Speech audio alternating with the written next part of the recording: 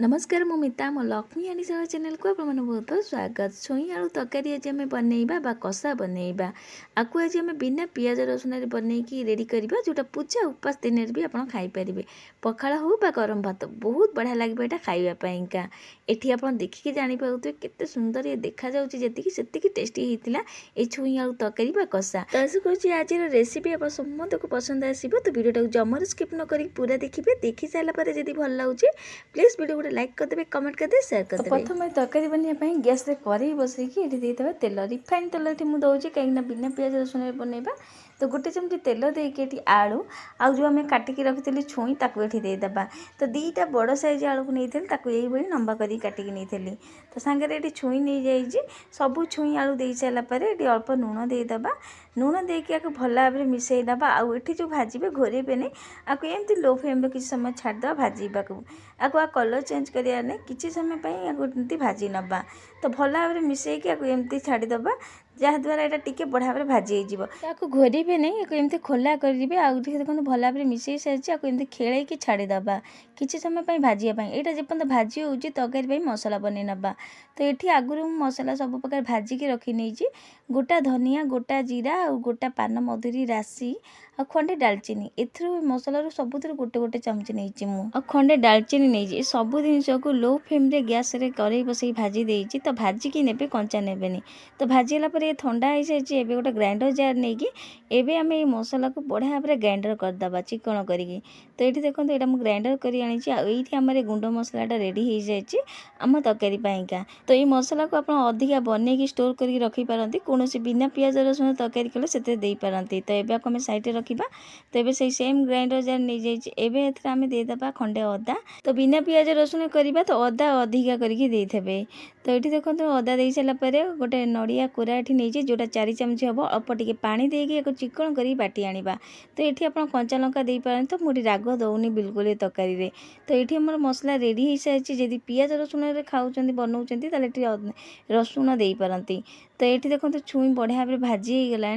तो ये आम काढ़ी नवा से सेम कड़े आउ गोटे चमच तेल देकी हाफ चमच जीरा गोटे तेजपत्र देकी टिके भाजीला जो मसला को आम बाटिक नहीं नड़िया अदा को ये देदेबा। तो ये मसला दे सारापर भल भाव में मिसई नवा भल भाव में मिसई सारापर ग्राइंडर जार जहाँ मसला लगी धोईकी पानी ये देदेबा कहीं मसला पोड़ीज।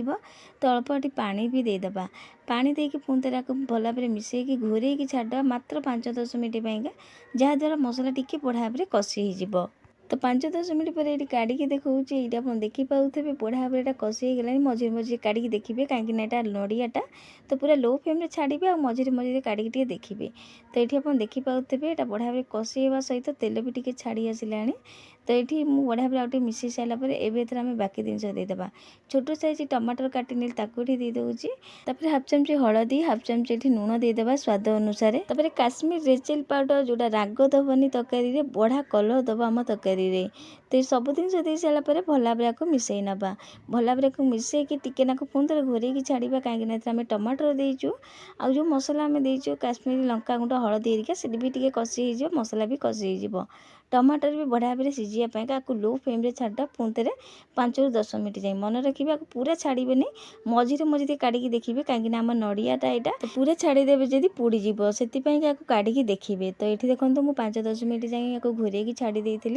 तो ये देखिए पुणी काढ़ी देखुची मुझे मझे काढ़ी देखी ये देखिए बढ़िया भाव में मसला कषि सहित तेल भी छाड़ीगला बढ़िया भाव में कषि हो सारी आ मसलार बढ़िया बास्ना हो नड़िया सकाशे। एवं आम जो भाजिकी नहीं मसला से सब मसला को ये देदेबा।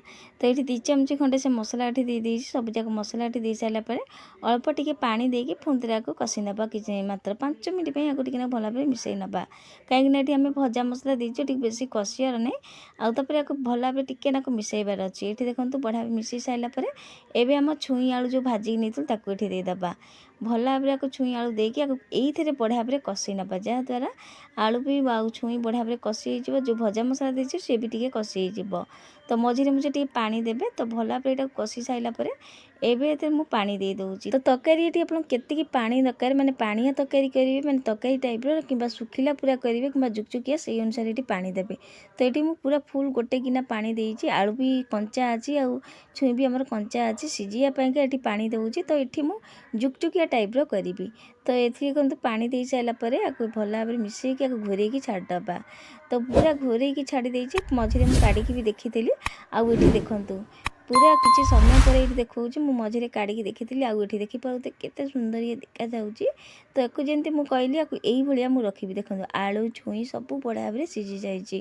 तो आपड़ जदि जमी मुझे कहली तकाई टाइप्र करती ताले आपड़ जो छुई आलू सीझीज अधिका कर पा देते जहाद्वारा से टी जुकजुकिया टाइप्र हम मुझे पानी देती ता सहित देखो बढ़िया भाव पानी सुखा सहित आउ टे जुकजुकिया हो सारी।